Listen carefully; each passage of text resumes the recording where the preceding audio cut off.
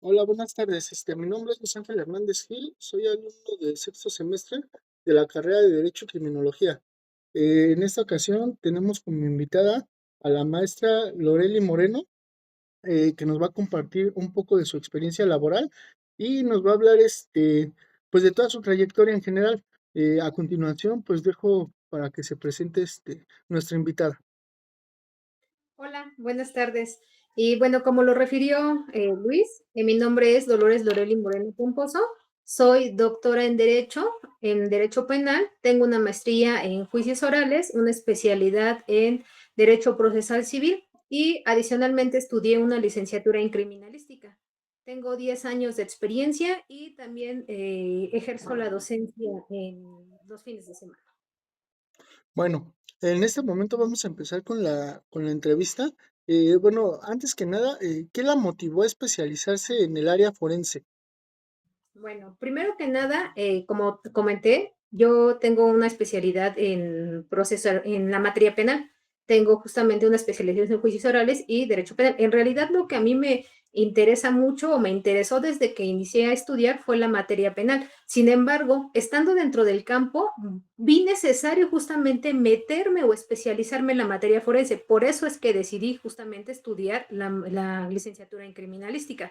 Esto porque ambas ramas, tanto la materia penal como la criminalística y o las ciencias forenses, como lo preguntaste, son íntimamente relacionadas. Es decir, el abogado tiene que saber un poquito más, si no es el dominio perfecto, sí tener conocimientos básicos sobre medicina legal, criminalística, todas las periciales en general, para poder desempeñar un rol fundamental. Por eso fue que yo me introducí en las materias forenses. Ok, esto es muy interesante porque pues prácticamente estamos viendo el enfoque del derecho desde un punto de vista ya profesional. Eh, entonces, bueno, continuamos con las preguntas. Disculpe por la interrupción. Es que ya ve que me gusta hablar mucho. Bueno, ¿cómo describe su rol dentro de una investigación criminal o un proceso judicial? Ok, empecemos por el proceso judicial. Bueno, en el proceso judicial, aquí todo depende, ¿no? Si yo soy asesoría jurídica o soy defensa. Si soy asesoría jurídica, pues me enfoco en verificar justamente que todos los derechos de la víctima estén cubiertos. Dos, que la teoría del caso del Ministerio Público esté completa, esté bien estructurada.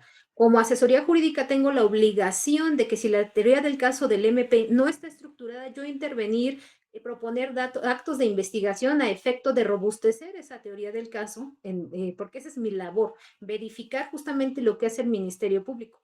En el caso de defensa, pues no quiero decir que es lamentable, pero lo que me encargo justamente cuando soy defensa es de verificar cuáles son las debilidades de la fiscalía y justamente hacer una teoría del caso en el caso de que se pueda, porque hay asuntos que no permiten una teoría del caso, y si no, en su defecto, llevar una defensa pasiva. Esos son mis enfoques.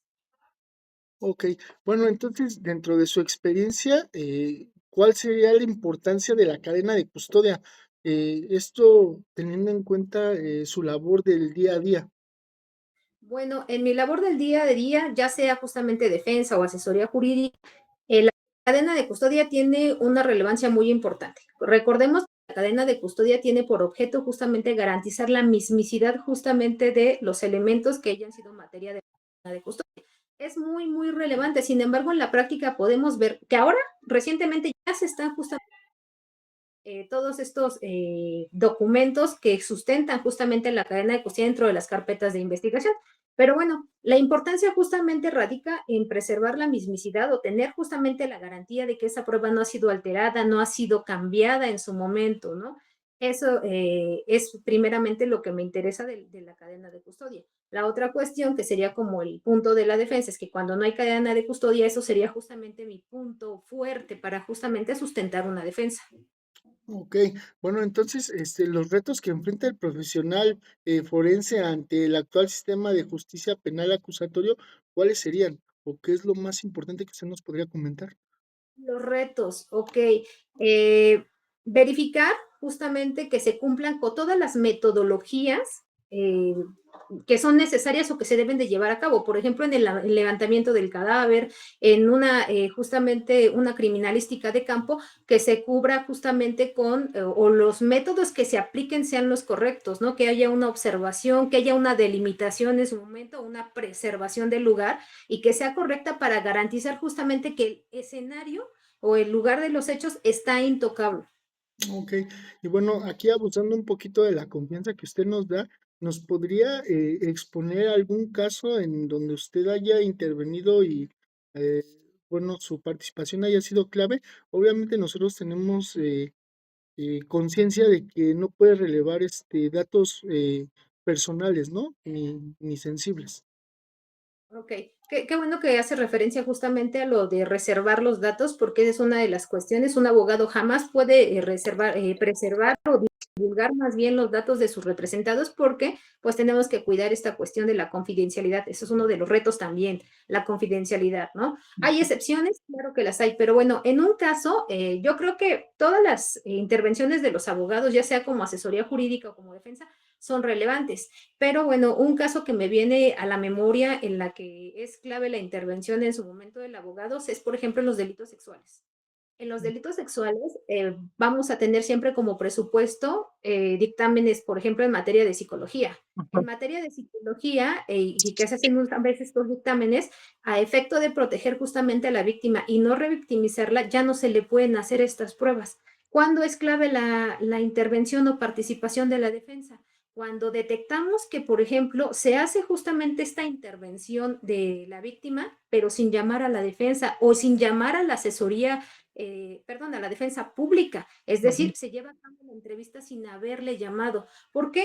Porque la entrevista se va a tomar en su momento como si fuera una prueba irreproducible por el tema justamente de la revictimización. Por eso es que ya no se le puede llamar de nuevo o practicar de nueva cuenta la entrevista. Y eso sería como el punto clave, ¿no? Saber o tener los conocimientos específicos para saber cómo tratar o cómo atacar justamente. No quiero decir que tirar el dictamen como tal, pero sí restar credibilidad. ¿Ok? Sí restarle justamente valoración. ¿Por qué? Porque no me llamaste, porque no cumpliste justamente el Ministerio Público con las obligaciones que tenías para garantizar justamente este ejercicio de contradicción. Bueno, ante la situación y bueno, más que nada la evolución que hemos tenido sobre la tecnología, ¿usted nos podría explicar más o menos cómo ha impactado en los últimos años en nuestra área? Ok, el uso de la tecnología, pues evidentemente ha impactado principalmente las ciencias forenses, ¿verdad? En Sí, las ciencias exactamente. forenses ya manejamos, vamos, procesos totalmente novedosos. Por ejemplo, en la prueba digital, ¿no? En la prueba digital ya traemos justamente otro tipo de formas en la que establecemos cómo desarrollar o cómo sacar esa información y el trabajo justamente en este caso de la defensa, pues es actualizarse para poder por lo menos comprender, ¿no?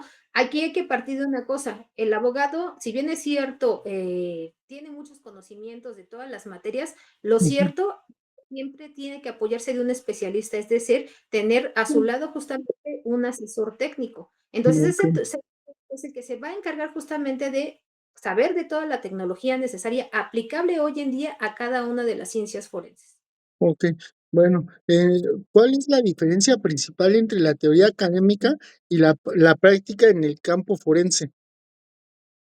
Ok, en cuanto a la teoría académica en el campo forense, bueno, como te comentaba, estudié criminalística, ¿no?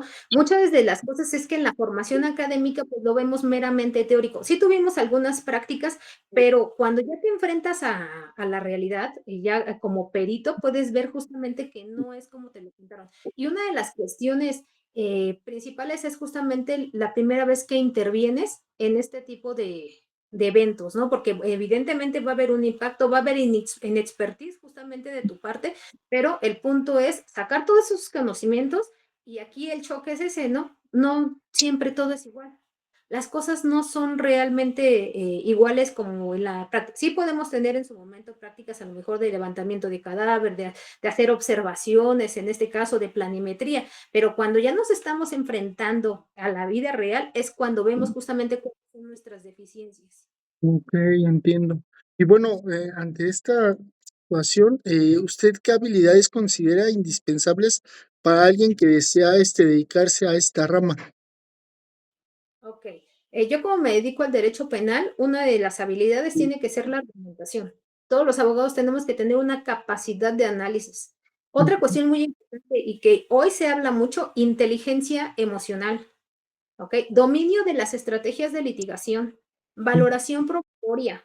En realidad tenemos que tener muchas. Tenemos que tener plena conciencia justamente de los derechos constitucionales y convencionales que aplican a la materia. Eso implica que tengamos que estudiar tratados internacionales, que estudiemos incluso las sentencias que ha emitido la Corte Interamericana al respecto, ¿no? ¿Para qué? Para que nosotros acrecentamos justamente nuestros saberes. Ok, bueno, creo que por el momento serían esas mis preguntas. Le agradezco mucho el tiempo que nos brindó. Es muy importante para mí porque yo estoy en formación. Entonces, todo esto que usted me comenta, pues lo voy a tomar en cuenta para yo poder ser un profesional dentro de la materia. Le agradezco mucho el tiempo y espero que sigamos en contacto y obviamente quiero seguir aprendiendo de la mejor. Te lo agradezco mucho, maestra. No te preocupes y estoy segura de que con estas prácticas vas a acrecentar tu conocimiento y bueno, se ve que eres un buen estudiante y vas a ser muy exitoso. Gracias Muchas a ti. gracias, maestra. Entonces nos despedimos. Esto sería todo. Que tengan un excelente día. Hasta luego, maestra. Muy buena tarde. Bye.